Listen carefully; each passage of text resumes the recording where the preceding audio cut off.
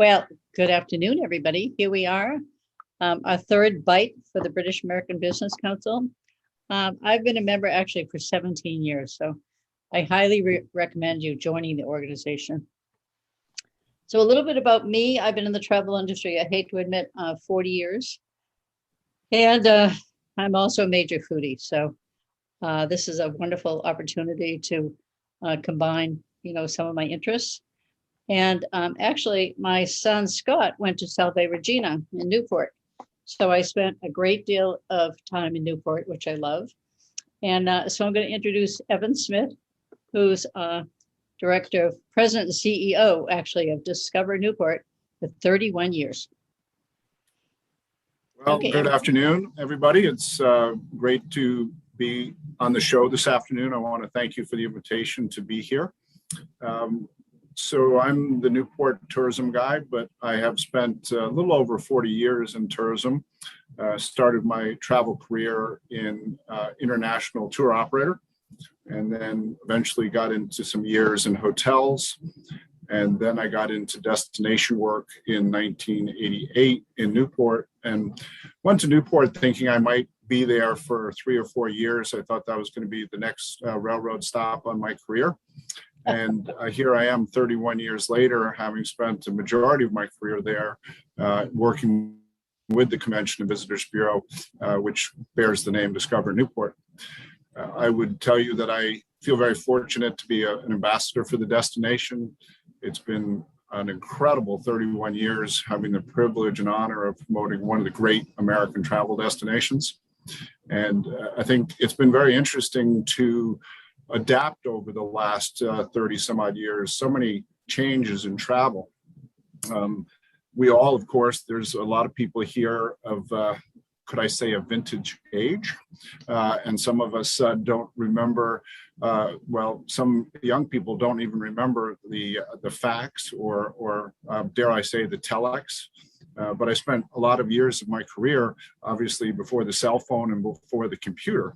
And so it's been very interesting to be in the travel industry and watch it change over the decades, watch the changes that came into travel, and try to adapt to various different marketing techniques and to keep your product fresh and experiences new. And so very proud of our program and what we've accomplished. Still excited that there's always new things to build, but it's each day brings a new opportunity. And of course, the last year and a half has been absolutely incredible. For those of us that know the travel industry and love the travel industry, it's been an incredibly challenging time. But that's a little background on me. I'm going to tell you more about what's trending in Newport, how we're doing, talk to you about some of the British American connections in business, and a few other surprises I have for you. But I'm going to pass it back to you. That's just a general introduction about me. Okay, so first I want to tell the audience, if you want to ask any questions, just reach out and we will answer your questions. In the meantime, I just want to say a couple more things, Evan. So what are the favorite things in Newport as far as British connection? Well, obviously, like most of New England, there's a lot of strong British connections. The Newport mansions and the great architecture, a lot of it was borrowed or stolen or copied from great British architecture. And one of the Vanderbilt daughters, Consuelo Vanderbilt, married the 9th Duke of Marlborough. And she lived in Blenheim Palace for a long time. In fact, she's buried at Blenheim Palace next to Winston Churchill. But architecture is one of the commonalities between our countries. Sailing obviously brings sailors from all over the world, and your son is experienced that. But we had to go over to England and to the Isle of Wight in 1895 to race for what was then the 100 Guinea Cup at the Isle of Wight. And the schooner America won it, and they brought it back to America, and hence the name, the America's Cup. So we also have that connection with the sailing history as well. There are a number of smaller business connections in Newport, some retailers, some food places. There's a very interesting retail store called Royal Mail. Mail in this case is M-A-L-E. And it's they sell beautiful Where is she? country, Okay. So British- Kirsten, typical some of the British people- stuff. Yes. So the U.S. Navy has had a long history in Newport and Newport Navy base, but they operate international schools there for NATO alliance countries. And each year, for as long as I've been coming, and certainly well before that, officers come from navies around the world, including the Royal Navy in England. And I would say about 100 candidates come each year to further their careers in the Navy, to learn about alliance maneuvers within the NATO system. And so you see a lot of British families coming over to support them, friends and family coming to support them. So it's not uncommon to see the Royal Navy uniform walking around Newport or dressed up in one of our eating or drinking establishments. So also you mentioned that Downton Abbey was filming there this summer. Yes, I think everybody in the world is familiar with Downton Abbey. And so Julian Fellows and HBO are going to do a sequel to that very special show. It's going to be called The Gilded Age. And they had hundreds of people filming here this late winter and spring. The show is going to be set in New York City and in Newport. And it will kind of historically speaking be a sequel to where Downton Abbey left off in England. The show is HBO's special is going to be released in the spring of 2022. They are actually still filming some of this in New York City. I had an opportunity to watch it being filmed in Newport locations like the Tennis Hall of Fame or some of the Newport mansions. And Very cool. I had an Right. opportunity to have dinner with Julian Fellows, which was really cool. Wow. Okay, so last little bit, Evan. So what were the couple of restaurants you said that have a British flair? Well, there are actually two bakeries that I picked out to highlight today. One is June Love's English Bakery, and if you Google that, June Love's English Bakery, you'll see that she is actually from Harpen, England, and she goes on with great passion to talk about how special her scones and pies are, and all the various other menu items that she has. And so if you want a taste of the sweets from including meat pies from England, I recommend you check out June Love's English Bakery. And another one I found, which is really nice, is Kelly's Cafe. And Kelly's Cafe is your typical British tea shop featuring all kinds of sweets, but its main feature is tea and afternoon sweets. So both of those have a particularly unique English or British flair to experience and enjoy. So one last question, because I know we're going back to April. So I think you also mentioned you have relatives on the other side of the pond. Well, with a name like Evan Smith, I think some people could probably guess my heritage.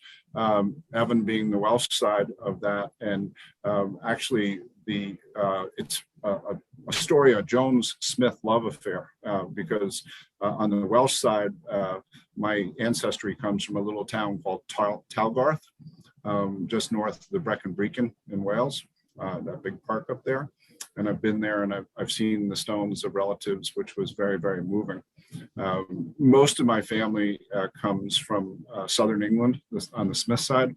And so I am pretty much 100% UK, whether it be Wales or English. So proud to wear that heritage here today. Good. So we're going to get back to you after Nick cooks, but I just want to add that my mother was also born in England, in Altrincham, and came over when she was 12. And I have relatives in Wales. So I feel a strong connection also. Okay, so now we're going to turn it over to April. April has been in the travel industry for, as I mentioned, a long time. She has a great deal of expertise. Okay, so April, you're on. So my name is April Toth, and I have been in the travel industry for about 17 years officially, and about 10 years before that, taking trips of affiliate trips with friends and family and escorting them and doing the fun side of things. So I decided to name, an affiliate of Posh Travel, April's Vacation Concierge, because it really fits what I do. And I love to design travel. That's really the best way I know to phrase it. I just love it. So, I've brought groups to London, I've brought groups to Paris, Italy, the Bahamas, Jamaica, Toronto. And I've loved every minute of it, along with the clients and relationships that I build. So I also moved back from Canada. I spent 6 years there. I worked for the Travel Network and Vision Travel. I got a real taste for Canada, and it's really interesting, that they take great pride in being part of the British Commonwealth. So that's really deep in their roots. So I really got a chance to experience that firsthand, especially just in grocery shopping. It's very British orientated. My husband was born in London, near the London area. So a lot of that made up my cooking during the time I was in the Ontario area. Okay, so one more thing everyone's curious about is now, what's travel like to the UK, and what effect has COVID had on it all? So right now, travel is decimated to the UK because of COVID and the rates being so high. As a matter of fact, right now, the border is closed between the US and the UK. So interestingly, my husband's daughter just flew from London to Toronto 2 weeks ago, and I thought this would be the perfect time just to ask her how she found it. So she found it to be very safe. She took 2 tests. She took one before she left. She had to take one when she was here. And she's got to take one when she goes back. However, travel to the US from back and forth, it looks like it's opening up. They're projecting in 2 months. So people are beginning to think about going back and forth. The United States is part of the EU's safe travel. So the UK has, of course, since they departed from the UK, has not done that yet, but it appears as if they're joining the EU in choosing the US to be preferred partner, travel partners, as long as people meet the vaccine requirements. And that varies from country to country. I've taken a crash course in COVID, I think we all have. And I've had to be particularly sensitive as to the tests. There's antigen tests, there's gold standard PCR tests, and they all have a difference, in different countries require different things. Some just require a negative, if you've had COVID, that you now have, it's been 3 months, and you have the antibody tests. So different countries, you have to keep on tabs on that. But I have so much more information and to share with you when we're towards the end. Okay, April, one other thing I want to ask you, you also said a wonderful destination is the Chelsea Flower Show. Yes. So they have the Chelsea Flower Show in May. This year, because of COVID, they've changed it to September. So I don't think it's going to be open to the United States this year, but next year, I don't know if they're going to wait and do it again in September or do it in May, but I'm really expecting that, by this point, there's a lot more vaccinations and travel looks like it's really going to open up in 2020. So a lot of people are beginning to book their travel. But what's nice is we use tour operators, for example, like I said, designing travel context tours. We'll take you to the Chelsea Flower Show, give you the tours that are hard to get into. You'll have your tickets right there, and then go with a horticulturist to really get the the back view of it. We also use another company where you can do one of the major flower design schools and do flower design for a day. So there's so many different ways to incorporate and really make London and the UK a unique experience. And again, I have some highlights that I'll share with you. Okay, thank you. Hi, Nick. Hello. So I just have to say something about my friend Nick here. He has, hold on. Nick and I work together closely, actually, for the La Dame d'Escoffier, our 2 annual dinners that consisted of 8 courses with wine pairings. And Nick just pulled it off amazingly. So he's been at the Colonnade since 2006. He was voted Executive Chef of the Year in 2015 by the Massachusetts Restaurant Association. And we're happy to say that he is joining us right now. Hello. Hello. How is everyone? We're happy now that you're here. Oh, so Nick is going to. Yeah, Nick. Yep. good. No, good. So Nick is going to take us through what we all think is one of the most popular British dishes, fish and chips and mushy peas. Yes. So thank you for that, Judith. So yeah, so I'm the director of food and beverage at the Colonnade Hotel. I was executive chef here for 13 years. I'm a world certified executive chef as well as a certified executive chef. I actually won Chef of the Year twice, one for the American Culinary Federation as well. So I know where I am food. And growing up on the seacoast of New Hampshire, we did a lot of fish and chips. My dad had a big restaurant, so that's about, that's what we do. And living on the seacoast of New Hampshire, we have a lot of fish and chips, but it's so different than, what they serve in Britain. Danielle, what we serve, here it's coleslaw, it's French fries, it's fish, it's tartar sauce. So we're going to make, a big batted fish and chip with mushy fries, salt vinegar, and, I still prefer a creamier sauce too. So I have like a little lemon aioli to go with it on the side. So we're going to kind of get started here. All right. So Okay. first things we're going to start with is the potato. It's the French fries. So we use Idaho potatoes.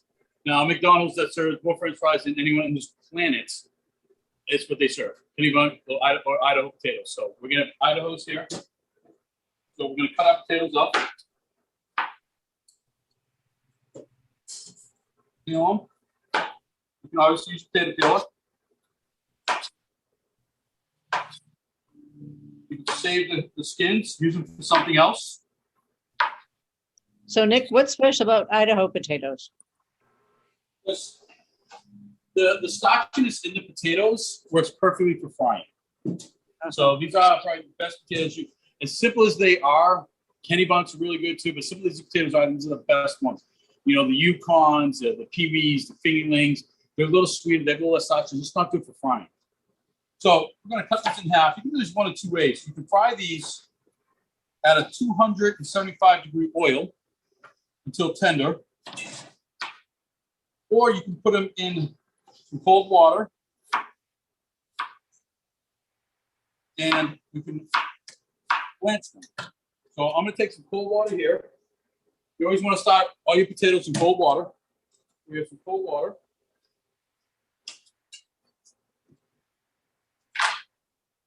We're going to let these cook. These are going to cook for probably about 15 minutes or so, something like that. They're going to come out like this. See the potato. They're still a little firm. They have a nice little crunch to them, a little bite still. That's perfect for French fries. So the next important piece of the fish and chip, obviously, is the fish. So we have some local cod here. We're going to have related cod. Nice big piece. Now, also, what they tend to do in different restaurants, especially in the seacoast, New Hampshire, and around here, is they cut it all up. Traditionally, fish chips Britain is one big piece of fish. So we have our piece of fish, simple white cod. You can use haddock if you like. You can be a little fancy. You could use a sea bass or halibut, which is meaty, nice white fish. Still a little flaky, but would work. But traditionally, it's cod. So we have our cod here. In the bowl here, we have some flour, we have baking powder, we have some salt, a little pepper, a little more salt. Mix that all up. Then we have some beer. I use a little dark beer, and you kind of you can use an IPA, you can use a little bit if you like for a darker beer. So this is a Sam Adams, just a basic lager. You from Boston, why not? We'll pour that in. To make our little batter.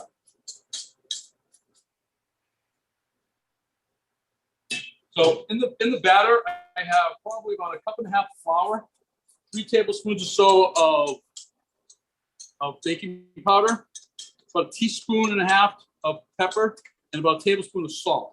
And that's the consistency you want to have. It's almost like pancake. Right. Okay. So we're going to take our fish. We have some more flour here. We're going to season our flour as well. We took our fish right into our flour. Brush off the excess. And we're going to put our fish right into our batter.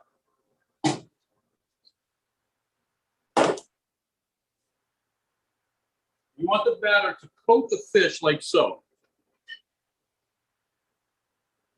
Okay? It really wants to kind of adhere right to that fish. Right. I'm going to take it over here. Now, I know many people aren't going to have these at home, but we have fryolators here, which makes it a little easier. I'm going to drop the fish in. We're going to hold the fish a little bit. And the reason we do that is we don't want it to stick to the bottom of the fryolator.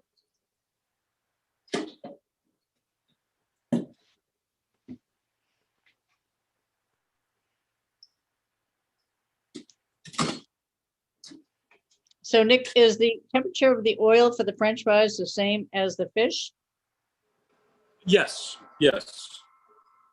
So now that the fish is cooking, we take our French fries here. We have all of our fries here. Fish is frying. We can take our French fries, we put them right in the basket.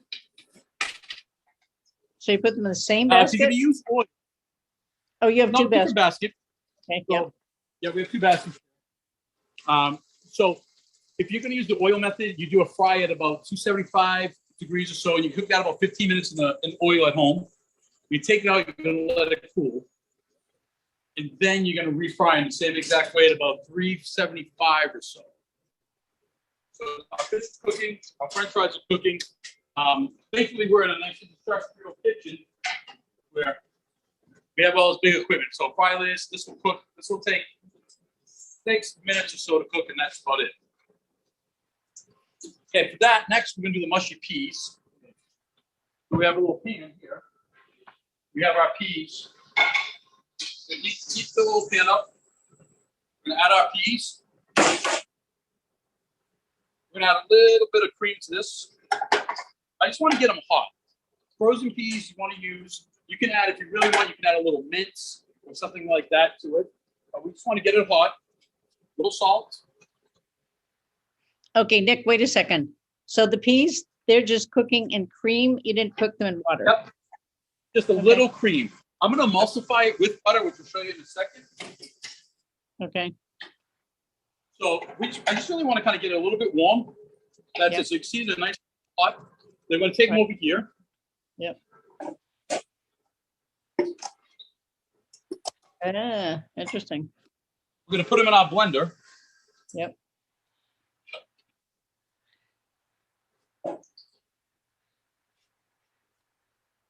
Get some more cream. Help them Huh? curry up a little bit. Interesting.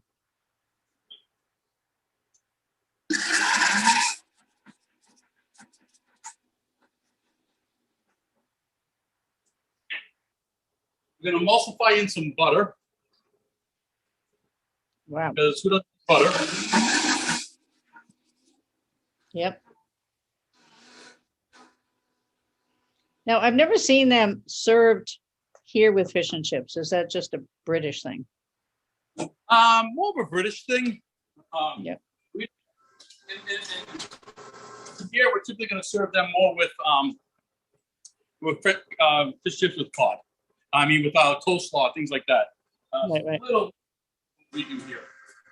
So our fish is done. Yep. Please feel free to unmute yourselves and turn your cameras on to ask questions, or if you don't want to ask them verbally, just drop them into the chat and Judy will pick them up from there. I'll ask a question. How long, Nick, does it take to cook that cod? It seemed to be very quick. How long do you keep it in there for? It's about 6 minutes. And that cooks the fish through, does it? Yeah, because I use a thinner piece of the fillet on the bottom part of the fillet instead of the middle center of the fish. So the fish itself was probably about a half an inch thick. 6 minutes in a 350 fry or oven or oil rather, you're good. Great. And I took a screenshot of you while you were just doing that there. Do you mind if I post that on LinkedIn? Is there any secret? Absolutely, please do. Okay. Thank you.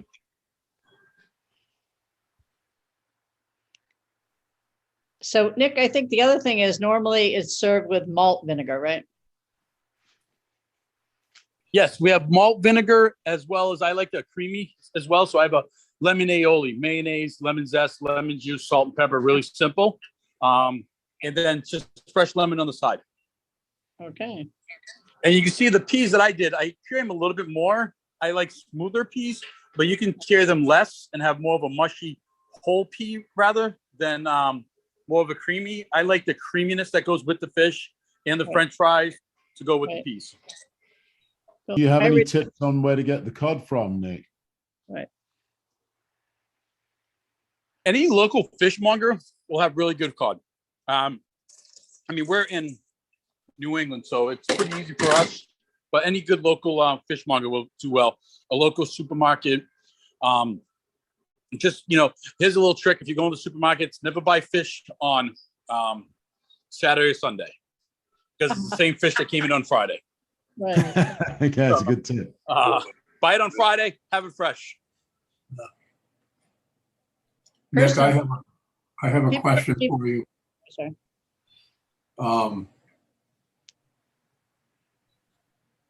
I make fish and chips quite often, and everything that you did tonight is pretty much what I do, except for the French fries.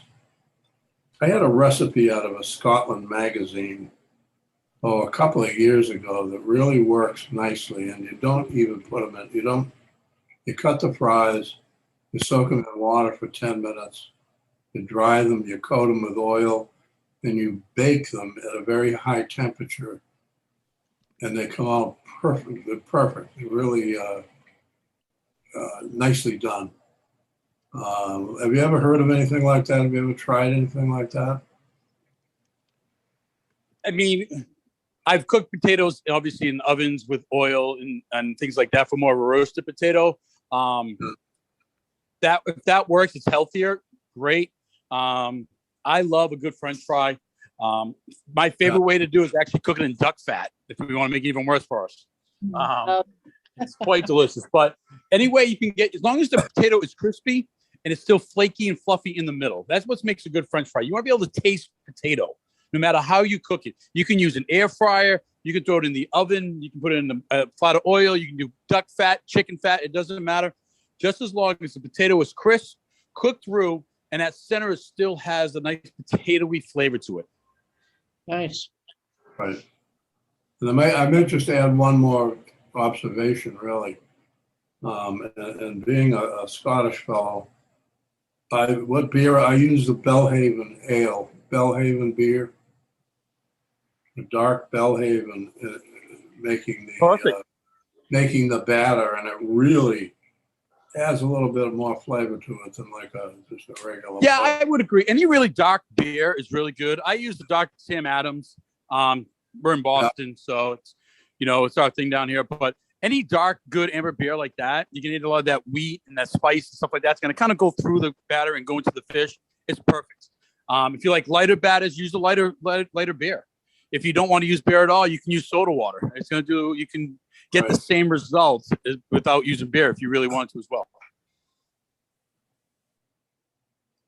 So Nick, what about your father's restaurant in New Hampshire? What was that like? Well, where was that?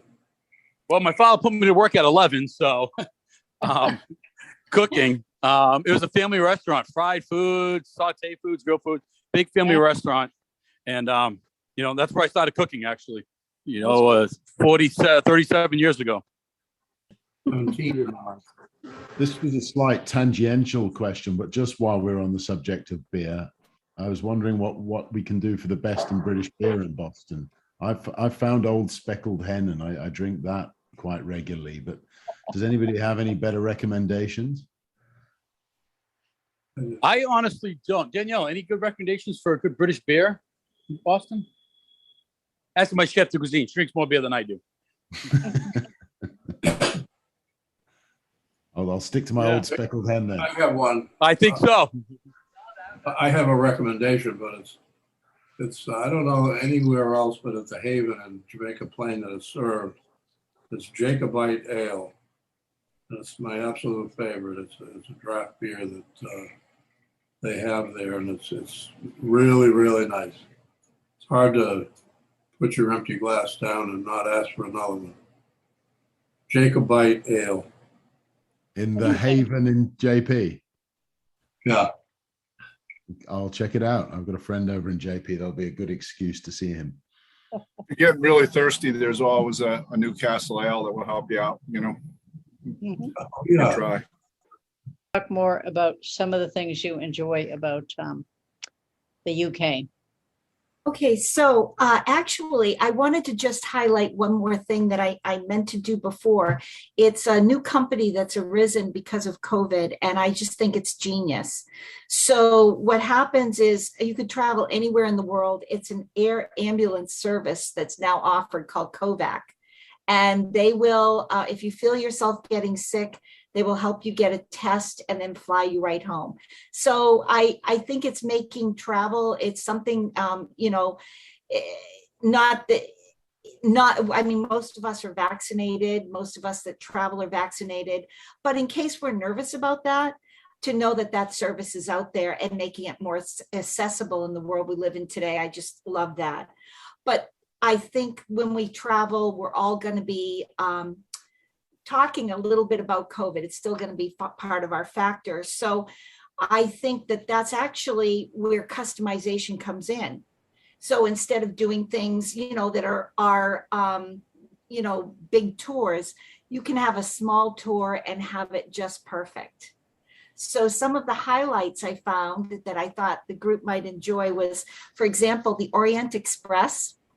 We all know that train, the murder on the Orient Express. So it's been bought, now it's Belmont, and they serve cuisine there that is it's Silver Star service. You've got the gloves. It's quite an experience, and they'll bring you over to where the Duke and Duchess of Devonshire live. They'll bring you over to the coast. They'll bring you over to Highclere.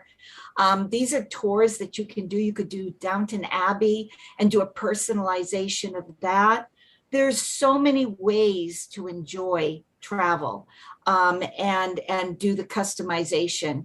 One of the places that I'm highlighting I thought would be perfect for this group is the Red Carnation Hotel Group. So they have some really spectacular locations. I had made notes of some that I thought you might like. There's a chef there who Daniel Putz, who comes from a background of the Ritz and East Asia. He's working now at the Milestone and owns the restaurant Cheniston's. And it's all about seasonal produce and the latest in dining trends. It's really an exceptional restaurant. So that's a nice contact to have, because if you do a group, you can come there and work with the chef. That's an experience to have. Mm-hmm. So go ahead. Sorry. Oh, I thought I heard somebody say something. So that's really like the travel that I really endorse and like to set up, are these personal connections, so that the trip it's really going to be exceptional. And we were going into, there's one, that's right across from the Buckingham Palace, the Royal Mews at Buckingham Palace. It's also part of this group. And again, we can get into the flower shows. We could do for all you beer and whiskey. We can make sure that those are tours that are included. And it's just something, again, the customization that we will do. Was there Cool. anything else? Okay, one last question, Kirsten. I mean, April. What about traveling across the pond? Right now, or what do you Yes. mean? Now and in the future a little bit. Okay, so the future of travel, it is going to be one of the things that we have is the IATA Travel Pass, which I encourage everybody. It's in trial phases. IATA is the International Transportation Association, and they have come up with a travel pass that makes it accessible without holding your data. And you have to give permission for any data to be released, but it's kind of, you input your data and then it goes to the government, the border, and makes travel much easier. So this pass is in a combination with 500 different airlines. Wow. So what it's doing is it's taking that information to wherever you're traveling, bringing it into a database, and giving the providing the accurate information for travel to from passengers to recognize their certificates, whatever vaccinations they have for convey the results to the airlines and the border. So all you'll have to do is show this, and you will be able to bypass all the lines at the airport. So I encourage people also the EU is now coming up with a pass that you will show. Again, you can download it, but that's where your travel agent will come in. So what I do is make sure that you've got the right pass for the country. Even Hawaii has a pass now with certain airlines. So for example, British Airways, you'll have this downloaded pass and it will have all your information automatically that allows you to bypass all the lines and get through quicker. That's great news. Mhm. Right. Okay, so let's go back to Evan again. Hi, Evan. Evan. Hi, hello. Hi. So Evan, who do you find your traveler to Newport is these days? We are basically drawing on the drive market right at the moment within about 4 hours from Newport. We're very fortunate to be located in the geographic Northeast because there's 30 million Americans within 4 hours of Newport. That's 10% of the American population. So we're seeing people from Pennsylvania, from New Jersey, New York, Connecticut. Massachusetts actually remains our #1 market, always has been during my 31 years. So I think that with the reluctance of people to get on planes in general, a majority of our visitors over the last year and a half have come from the drive market. And it's also interesting to note that a trend of people kind of leaving metropolitan areas to find open space, to recreate, to be able to do recreational opportunities. And so for the second summer going, we've had a very vibrant summer season. Our figures, our hotel occupancy is actually higher than before the pandemic. So resort areas, whether it be lakes, whether it be mountains, whether it be the seashore, resort areas have been doing really well. I have no doubt in my mind that metropolitan areas will come back. They're just going to come back slower than resort areas are. Mm-hmm. So I think we all love Newport, that's for sure. And there are so many wonderful hotels and events that go on there. Now, what about the events? Have most of the big events been canceled? So last year in 2020, we lost everything, and that was very painful. We lost all of our calendar events, but we also lost the wedding industry, which was, is really prolific in Newport. We do 1,200 weddings a year. So this year, weddings came back pretty much full steam. Our event calendar started in June, and all the event organizers, each event organizer had to put their business plan in front of the state CDC, and each one was approved differently.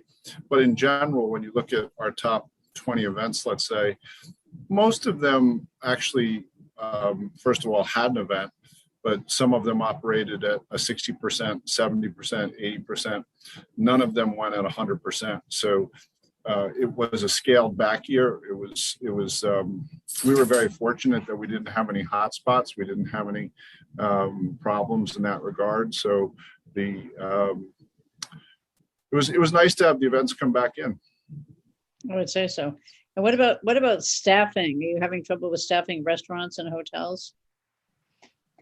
I have to apologize in advance if my dog barks. You said you had cats in your house. I'm looking at my dog and I said, oh man, he's going to bark. That's going to really be something. So I'm going to keep my fingers crossed and hope he doesn't. But anyway, the labor was a real challenge for all resort areas. Many of us relied on J1 visa workers.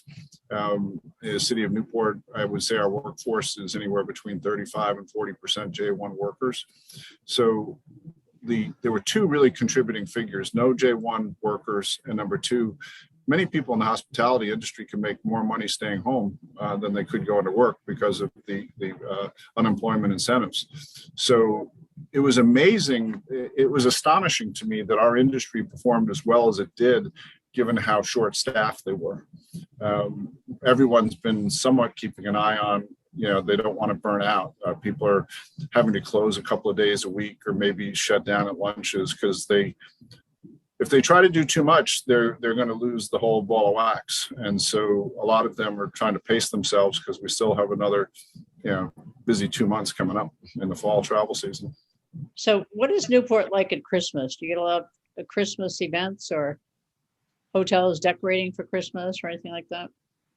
The Christmas season, following the fall leaf peepers, Newport's beautiful just because the mansions are decorated for the holidays and they're all lit up. It's very beautiful. I think Newport's special for a different travel experience. Our rates are more affordable. Restaurants aren't as crowded. Anytime you can get near the seashore and be able to have a nice cup of chowder on a cold day. We have a number of different spas. We have a number of different breweries, wineries. We have 2 antique car museums. So there's no shortage of things to do. And quite frankly, for people that don't like a more hurried pace, there's a lot of people out there, a lot of travelers out there that like it at a slower pace, and therefore they would love that time of year in Newport. Well, that's true. I do think the fact that the Downton Abbey series has just done so much, especially for all the mansions in Newport. How special is that? Well, it's obviously we're hoping to be able to ride that popularity when the new show, The Gilded Age, launches next year. Right. And so we'll be doing a lot of tie-ins with them when that comes out, because I think that the whole world will be watching, and it's going to be an incredible opportunity, not only for New York City, but for us as well, because those are the two sets. But, we're like a lot of travel destinations, we're trying to rebuild some markets. The conference market is still coming back slowly. There's still some trepidation about convening.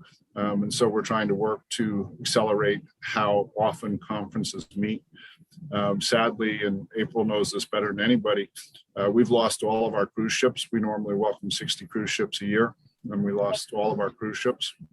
Wow. And international travel for us, because we're located close to Boston and located in between Boston and New York, we have gotten up to 18% of our visitor population comes from a country other than the United States. And so not having the international market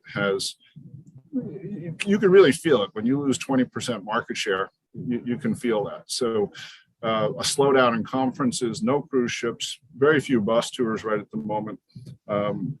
These are all things affecting the market. Luckily, in our case, knock on wood, knocking on my desk, the leisure market has filled in the void for all of that, but I don't know if that can continue forever.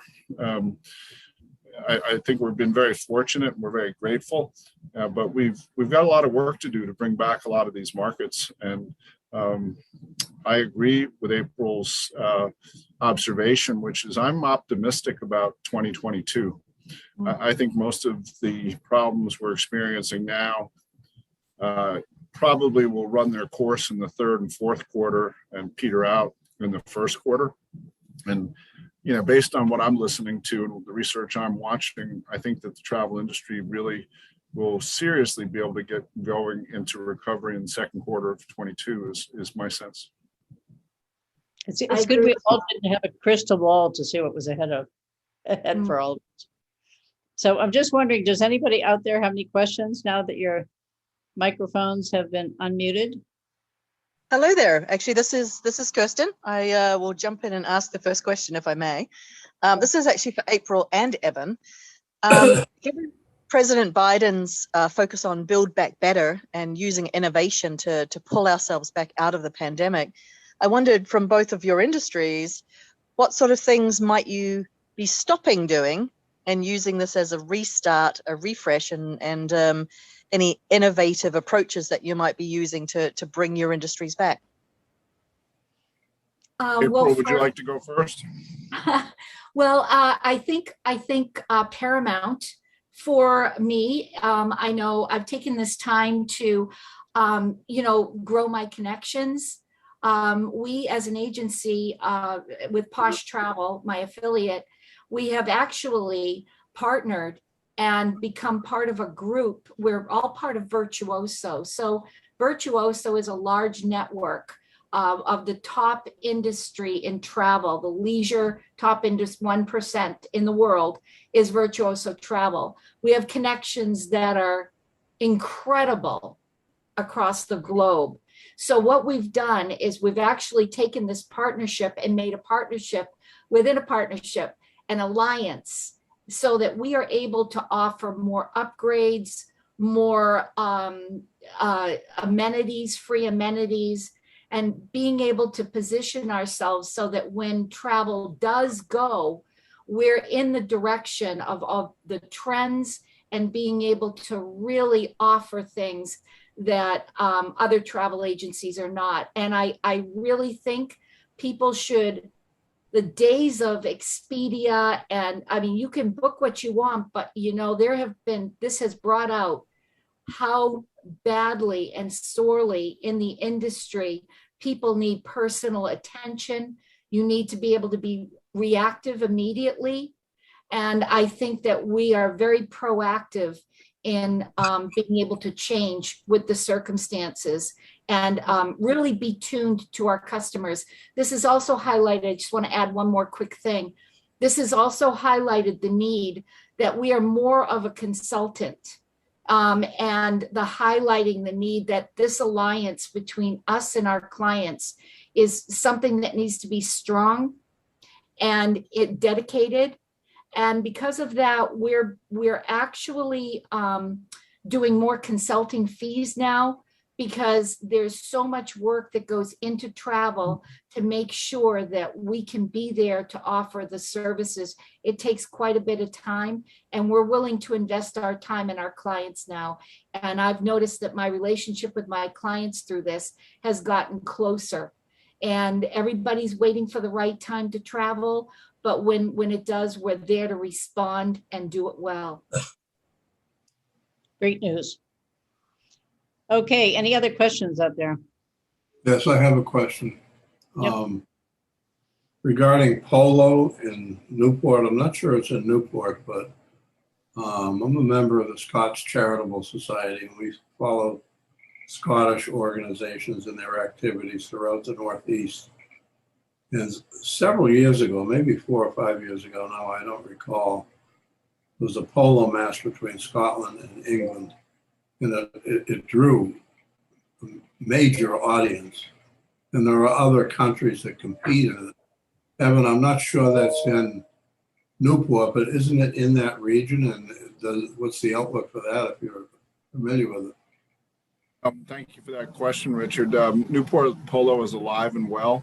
It was one of the first events to come back because they did an excellent operational plan, being outdoors, and they were able to social distance. And so they were one of the first large events to come back. And they've actually had a full schedule of events last summer and this summer. They play polo every Saturday in Portsmouth, Rhode Island, another nice English name, Portsmouth, which is a suburb of Newport. And a lot of the towns around Newport are referred to the greater Newport area, and hence why people use the internationally recognized name Newport. So the Newport Polo Club has Saturday matches every year.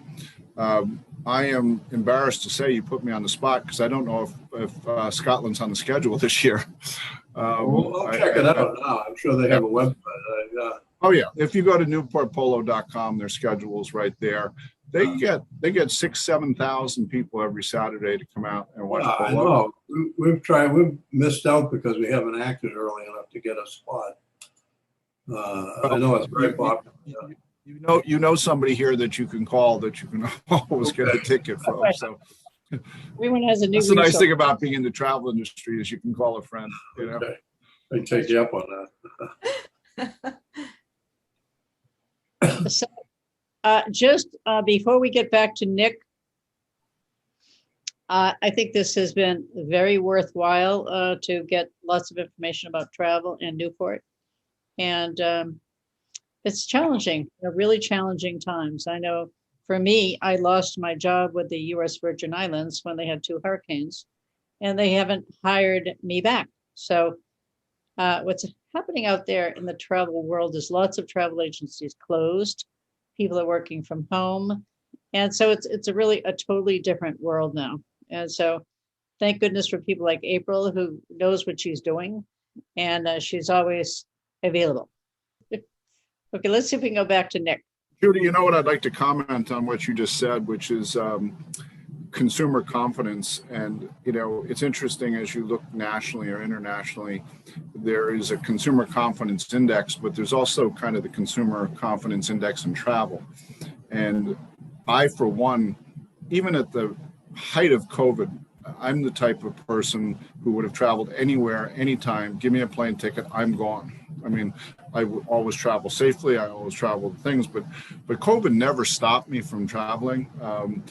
I did so with great care and with great respect of other people. But so I'm on one end of the spectrum, right? And on the other end of the spectrum are some people who are definitely not ready to travel yet. I have 4 sisters who I'm not sure if they're ever going to travel again. They're so scared.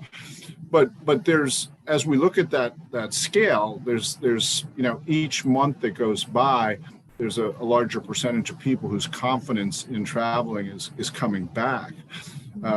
I think what we're living through right now is, as the media presents the Delta variant, and you know, we take 1 step forward and then we take 2 steps back. And so, you know, people who was just about to get their confidence up and the nerve up to travel, you know, then they slide back and say, oh, I'm not ready yet.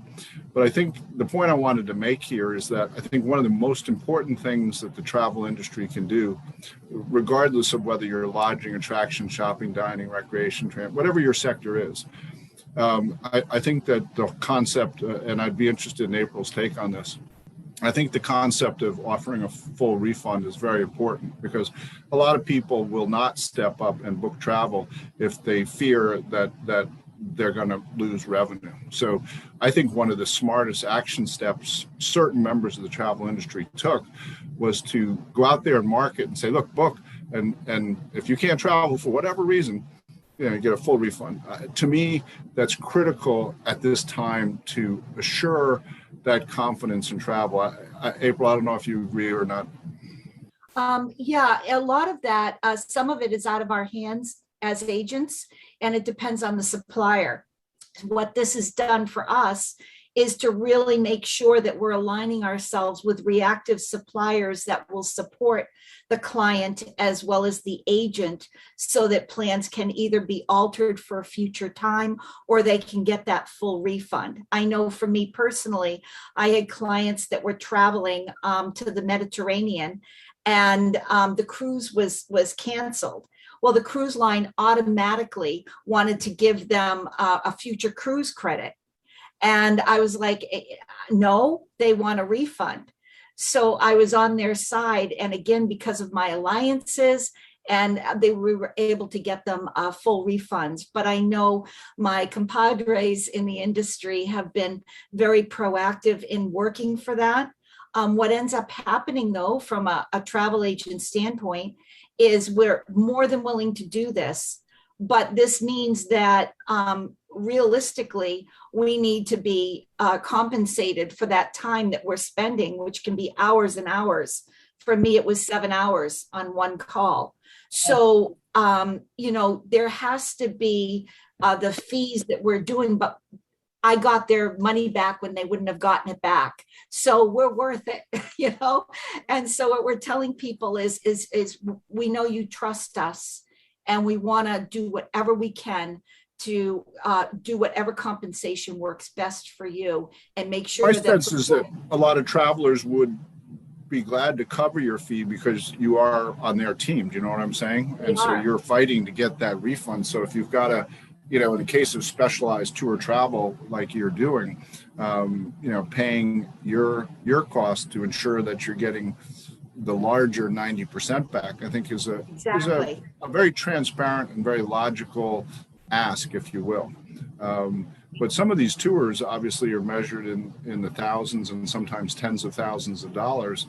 And I know a lot of people who are just very reluctant to say, I'm going to plop that kind of money down without some type of reassurance. And, as popular and as supportive I am of our wedding industry, I don't think they did anything to really help themselves, because most of the venues would not give a refund. So there was one postponement, two postponements. A lot of people just went out and got married. I think there could have been a better pathway for wedding venues to handle that. There was a lot of agony in that regard, and I think it's going to take time for damage control, and I think it's going to take time to heal, I guess is the word I'm looking for, because there's a lot of people in the wedding market got burned, and we're going to be working on trying to fix that up for years to come. Okay, so I think now we better go back to Nick, wherever Nick is. I'm right here. Good, Danielle. Hi, Nick. Hello. All right. Hello. So we got our fish. I usually take it out when I'm done with the fish, and I'll put on like paper towel, something like that. Season it right away with salt. Fries after fried, again in the bowl, fresh salt. We just pop them right on the plate. You see, they're not uniform cut. Nor do I want them to be uniform cut. Then our fish there. We got some fresh lemon. Yeah. We got a malted. We have a malted vinegar. We have aioli. We have a mashed peas. We have our fish and chips. So Nick, if we want, it's delicious. You're killing me. I'm hungry. Yeah, know. it's great. So Nick, could we go to the Colonnade sometime and have that? Hang on, freeze it. I want to take a picture. Fish is cut pretty well, cooked perfectly. Oh, delicious. So I guess the Bridgestone, yeah, yummy. The Bridgestones use tartar sauce, right? They just use that aioli. Vinegar. Right. So would this be on the menu soon at the Colonnade if we wanted to try it? We're actually, Danielle's my chef de cuisine. We were just talking about it. We're thinking for the, we open in September, and we're right around October, November, we may put this on the menu. Fabulous. Nick, I have a question for you. It's not so much a question. I just, it's more of a, hopefully you find it comic. So you talked about adding salt to the fish and to the chips. As a chef, are you in any way offended when the fish and chips goes down on the table and the first thing that consumers do is reach for the salt shaker and shake it all over it? That's me, yeah. You know, I try to tell people when I'm talking to people about that, and I get that question a lot. Try it first before you season it. Everyone has a different taste buds. I think it's seasoned perfectly, but your medium rare is different than my medium rare. True.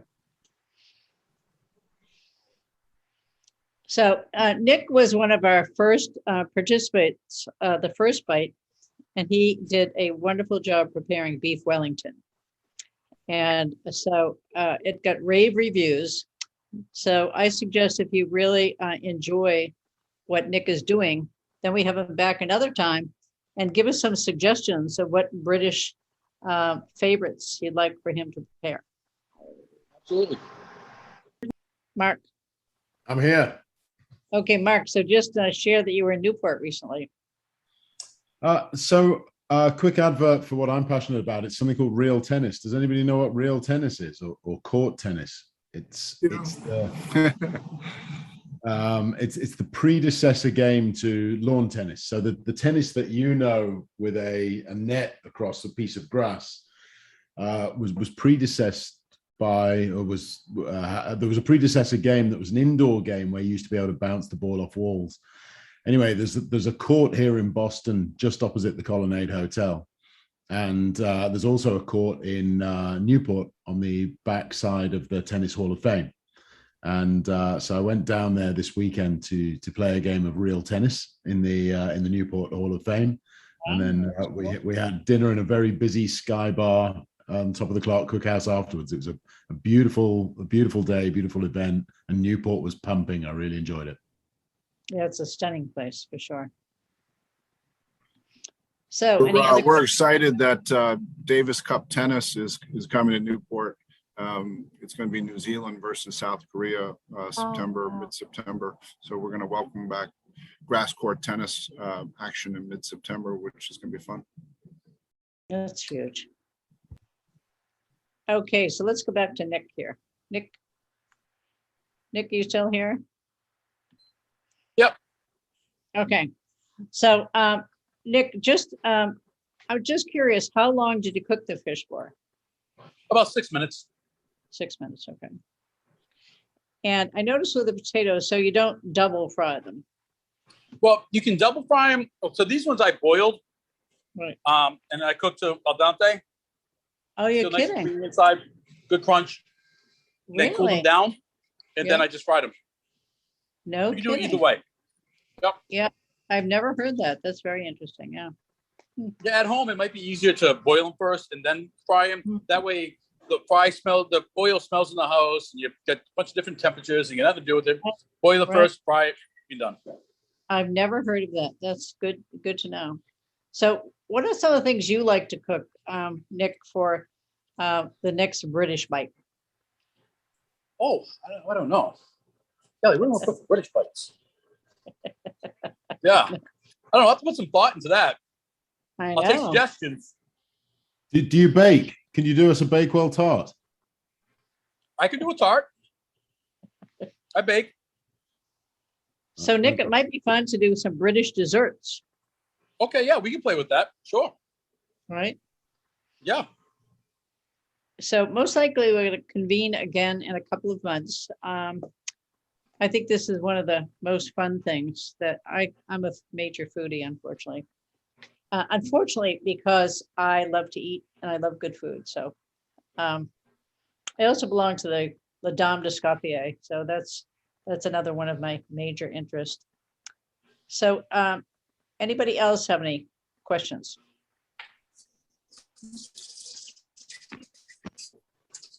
Yep. So Nick, I thought another thing we could do at some point, we could do British cheeses.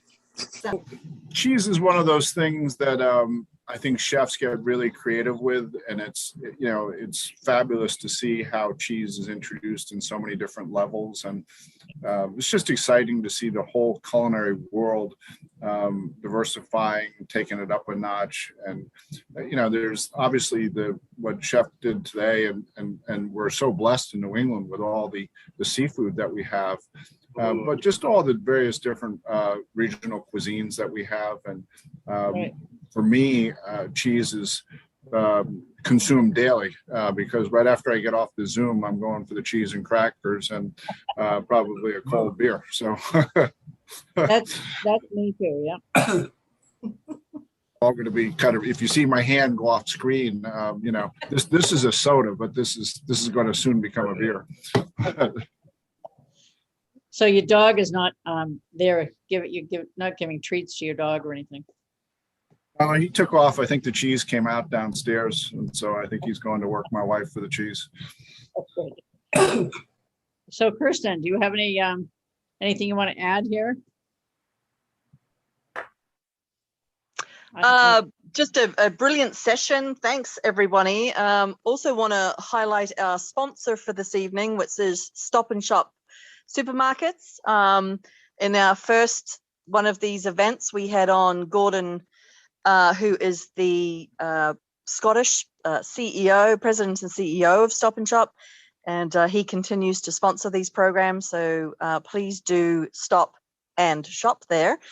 There's also a number of different cheese places, which I'll send a note out to all of you with a list of British stores and places that you can find British products like Jane. I know I can get white Stilton with mango at Stop and Shop. I don't know if it's white Stilton plain, but there's one option. And just to say thanks to everybody. Kirsten, if anybody, you would be the one that would know that. I do love a little mango with my cheese. So please do drop into the chat or connect with info@babacne.org to make suggestions for future programs. Back to you, Judy. Judy, I'm a relative newcomer to this. Have any of the previous shows featured sweets like sticky pudding or whiskey cake or all the other wonderful British sweets? Has anybody ever focused on the kind of sweets table? No, but I don't know if Nick is on anymore. I saw him kind of walking away, but that might be something else. Yeah, I'm here. Okay, Nick. So what about British desserts like sticky toffee pudding and those kind of things? Sure. We can make anything. There's not much we can't make. Just so we have time to think about it. Right. Chef de cuisine's amazing. So bear with me. That's great. Nick Just and throwing Judy, out an I think, idea. So Nick, thank you so much. What's that? Thank you once again for participating. Oh, my pleasure. You're just very easy to work with, and you're always available. You do a great job. My pleasure. Y'all have a good night. Take care. Thank you. And April, same with you. So April, I have to tell a funny story. So I took a group of travel agents on a familiarization trip about 4 years ago to the Virgin Islands. And April started talking about a cousin of hers that was a famous church painter.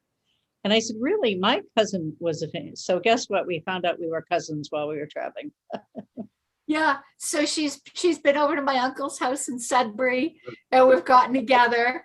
And yeah, it's an amazing connection. We never would have met each other otherwise. I know. And now I'm on the family tree. How about that? And you're on the family tree. Yes, you are. Okay, everybody. So I think this has really been a great session, and we had lots of interesting topics. Travel for one, huge, Newport, and food. So if you have any other ideas for future programs, be in touch, and please consider joining the British American Business Council. We have wonderful meetings and great speakers, and it's a chance to network with other people who have a love of Britain. Is there an info kit or online that I can find about that? Is that on a website? Yep, I can send you information. Anybody else? You can either reach out to me at judithakerman@gmail.com or to Kirsten, of course. I would confess I didn't actually realize it was a membership scenario, so I learned something through all this process. Right. And I wanted people to know if they want to get a hold of me, it's very easy. So it's April's with an S vacation no S. That's it. So April at April's Vacation, or you can just go on the website, www. April's Vacation. And there I am in living Hey. color. And I loved getting to know this group. Thank you so Well, much. I think this is a very interesting combination of people. And yes, as Kirsten mentioned, Gordon Reed went on our first program, president of Stop and Shop. And that was also very enlightening to find out how Stop and Shop is doing, and such a great product. And we appreciate his support. Okay, everybody. Are we ready to? All Right. Okay. Thank Thank you. you, everybody. Thank you again for the opportunity. Appreciate it. Bye. See you in a couple of minutes. Bye. Good night. Bye.